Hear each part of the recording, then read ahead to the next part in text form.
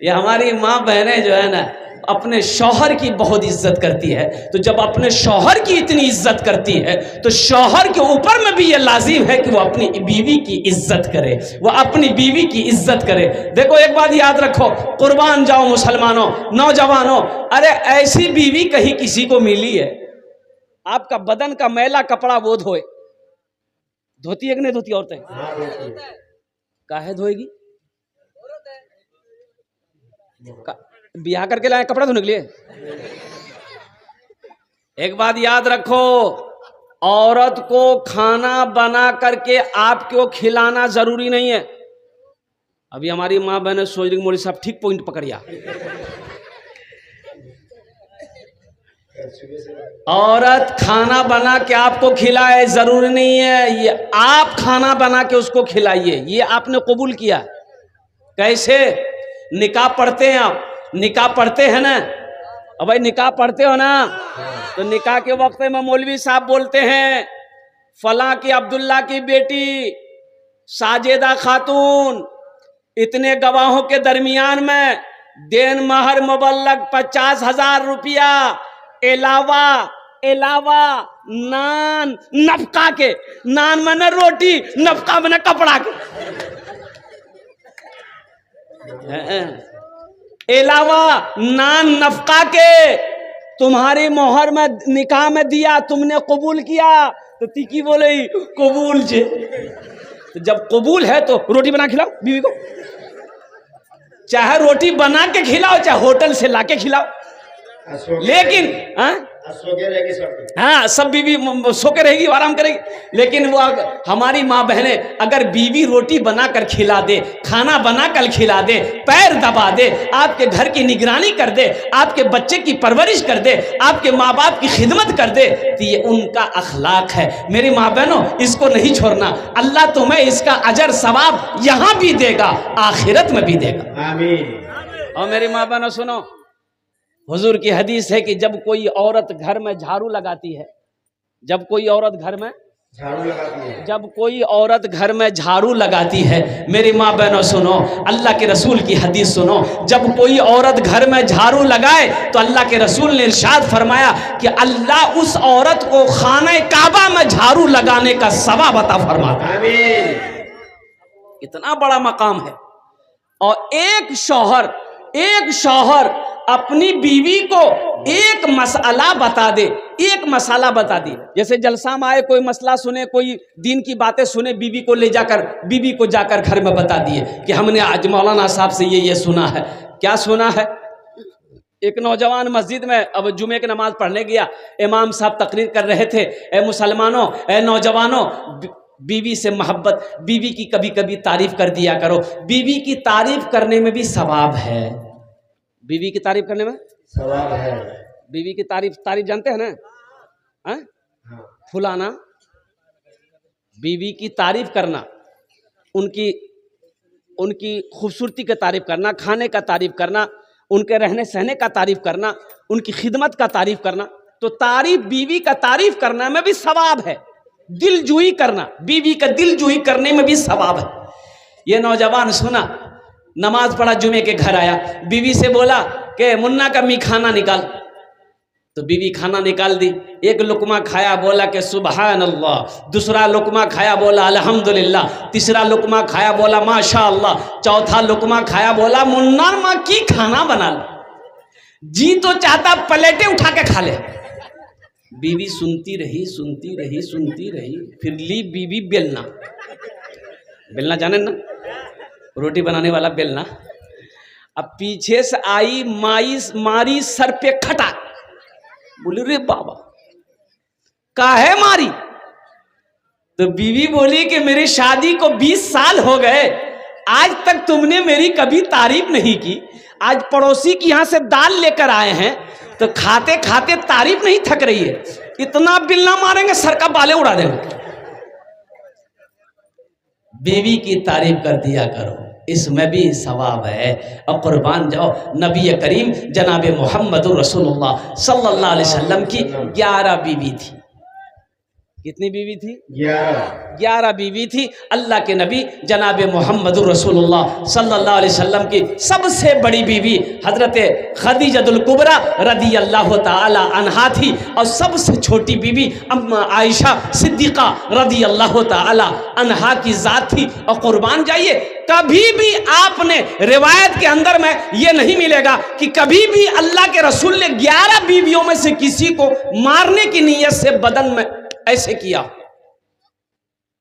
नहीं मारा हो, मारा नहीं है। अल्लाह के नबी ने 11 बीवियों में से किसी को मारा नहीं है, ना किसी को अल्लाह अकबर कबीरा यहां तक के उफ तक नहीं कहा। अल्लाह के रसूल सल्लल्लाहु अलैहि वसल्लम ने किसी बीवी की तौहीन नहीं किया है, किसी बीवी को जलील नहीं किया है, किसी बीवी को अल्लाह के रसूल ने ताना नहीं दिया है। तमाम बीवियों से मोहब्बत की है, एक तरह की मोहब्बत की। आज कितने लोग हम लोगों में से हैं जो अपनी बीवी को ताना देते हैं। अगर तरकारी में नमक कम हो जाए, मसाला अगर ज्यादा हो जाए, मिर्च ज्यादा हो जाए, बीवी को ताना देते हैं कि तुमको खाना बनाना नहीं आता, तुमको तरकारी बनाने नहीं आता, तुमको सालन बनाने नहीं आता, तुमको रोटी बनाने नहीं आती है। कुर्बान जाओ मुसलमानों, एक बात याद रखना, घर सिर्फ दौलत से नहीं चलता है, घर सोने चांदी से सिर्फ नहीं चलता है, घर सिर्फ रुपए से नहीं चलता है, घर अच्छे अखलाक से चलता है।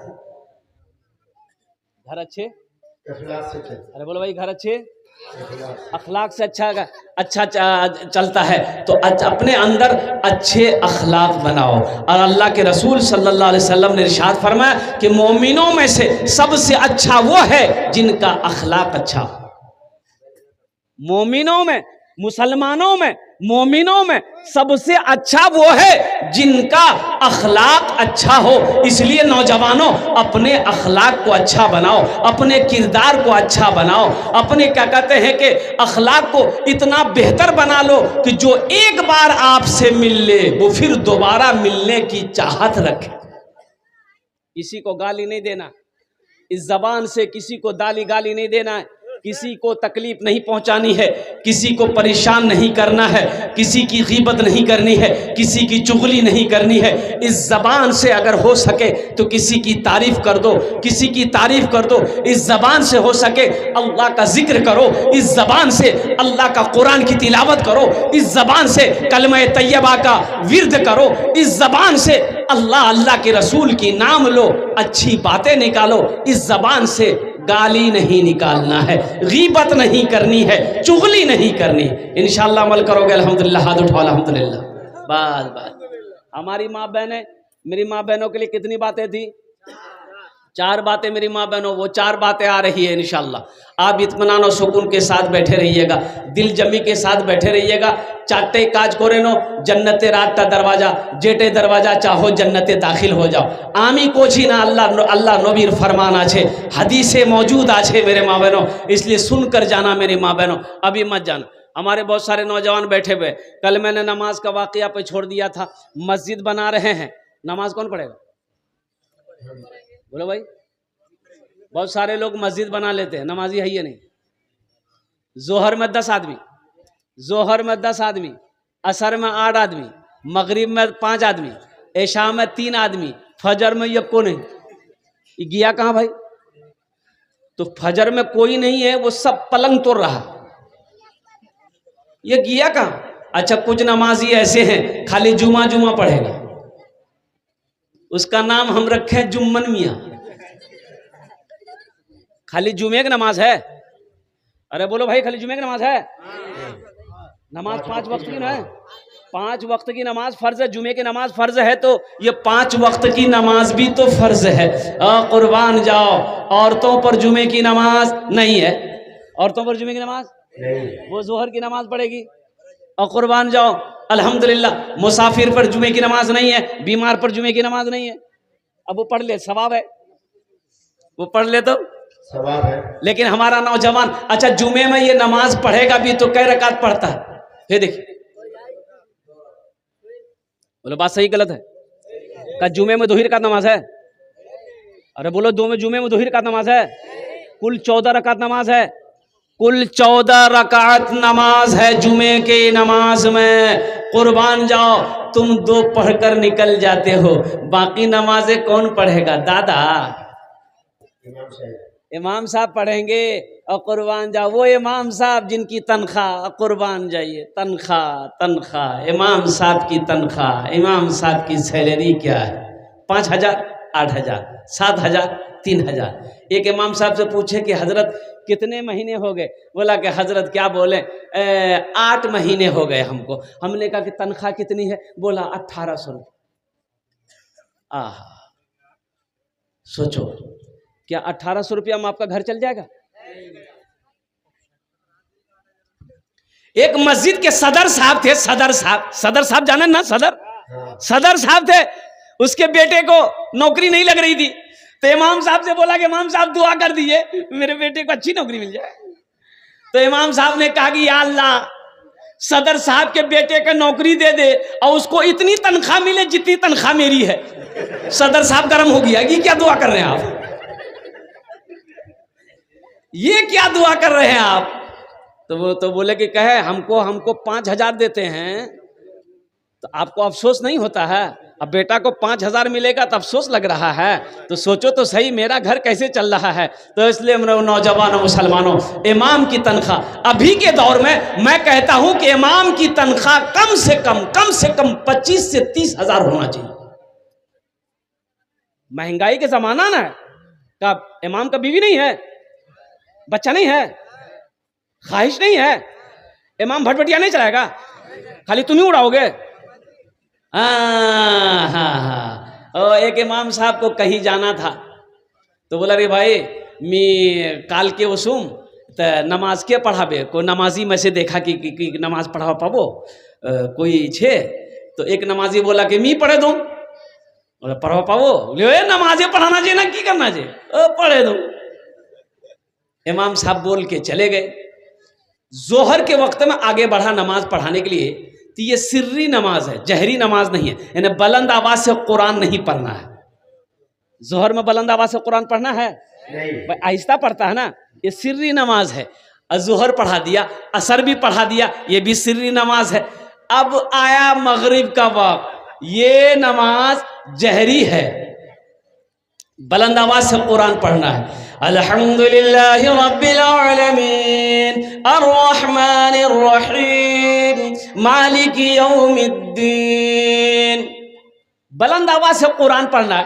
अच्छा देखिएगा, कुर्बान जाइए, हम लोगों की मस्जिदों में नहीं, आप कलकत्ता आइए, लखनऊ जाइए, बंबई जाइए, बड़ी मस्जिदों में जहां इमाम साहब नमाज पढ़ाएगा वहीं दरवाजा होता है, उधरे से दरवाजा, इमाम साहब दरवाजा खोला, खड़ा हुआ, नमाज पढ़ाया, फिर दरवाजा खोला, निकल गया, बीच मस्जिद से नहीं आता।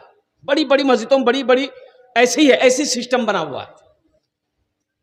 ये मगरिब की नमाज पढ़ाने के लिए आगे बढ़े, नमाज में कुछ भूल गए, पीछे से किसी ने लुकमा दे दिया। क्या दे दिया?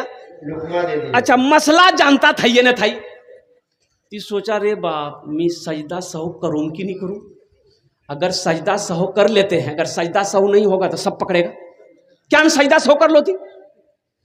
सजदा सहू नहीं करेंगे, अगर करना था फिर भी पकड़ेगा, तो हम क्या जवाब देंगे? बोला अच्छा ठीक रास्ता छे। वो तीसरी रकात नमाज पूरी करके सजदा में गया ना, वो चुपचाप उठा, कुंडी खोला, बाहर निकल गया।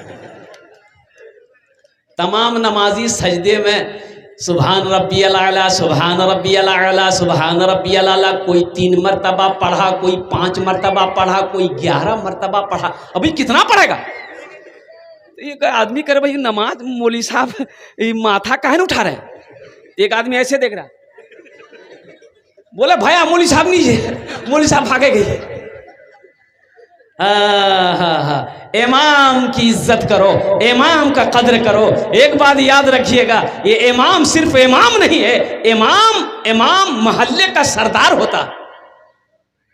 जिसको इमाम बनाओ उसकी इज्जत करो, इसलिए कि आप उसके पीछे नमाज पढ़ रहे हो, वह आपकी नमाज का जामिन है। आप तो सिर्फ नियत बांध के खड़े हो जाते हो। कुरान पढ़ना उनका काम, आपकी नमाज की जिम्मेदारी इमाम के कंधे पर है। हशर के मैदान में इस नमाज का सवाल और कुर्बान जाओ, ये इमाम साहब देंगे। इसलिए अपने इमाम की इज्जत करो, इमाम खुश रहेगा, अल्लाह महल्ले में खुशहाली पैदा फरमाएगा। इमाम का घर में परेशानी होगी, इमाम खुश नहीं रहेगा, महल्ले में खुशहाली पैदा हो नहीं सकती है। इसलिए मैं कहता हूँ कि हर इमाम को खुशहाल कीजिए, उनको तोहफा तहफ़ दे दीजिए, उनको कपड़ा पहनाइए, उनको खाना खिलाइए, जहाँ तक हो सके बढ़ चढ़ कर हर महीना कुछ ना कुछ अपने इमाम को दीजिए, ताकि इमाम का दिल खुश रहेगा, अल्लाह खुश होगा, अल्लाह आपके घर में खुशी पैदा फरमाए। आमीन। इंशाअल्लाह अमल करेंगे, दुआ करो अल्हम्दुलिल्लाह, हाथ उठाओ, इंशाअल्लाह अपने इमामों को खुश रखेंगे इंशाअल्लाह अल्हम्दुलिल्लाह। इमाम को खुश रखो, इमाम की इज्जत करो, इमाम का इकराम करो, इनका एहतराम करो, इंशाअल्लाह इमाम अच्छा रहेगा, आपका मोहल्ला अच्छा रहेगा, इमाम खुशहाल रहेगा, आप खुशहाल रहिएगा, इमाम परेशान रहेगा, आपके घर में कभी खुशहाली पैदा हो नहीं सकती। इसलिए आप जिसके पीछे भी नमाज पढ़ें, अल्हम्दुलिल्लाह सुम्मा अल्हम्दुलिल्लाह, उनकी इज्जत करें। तो